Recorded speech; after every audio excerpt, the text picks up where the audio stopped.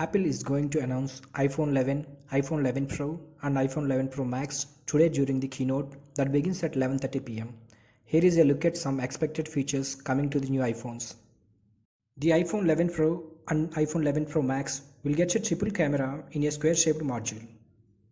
The high-end iPhone models are also expected to get fast charging support. Let's have a quick look at the biggest features expected to come to the iPhone 11, 11 Pro and 11 Pro Max. The 5.8-inch iPhone 11 Pro and 6.5-inch iPhone 11 Pro Max will get a new triple camera setup, while the iPhone XS successor, simply called the iPhone 11, will get a dual camera lenses.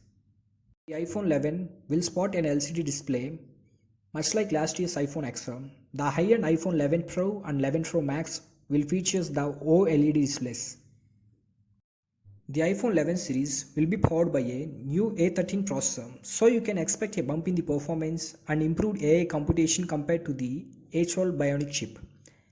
Apple is also said to do away with the 3D touch for good, with all the three iPhone models losing the feature.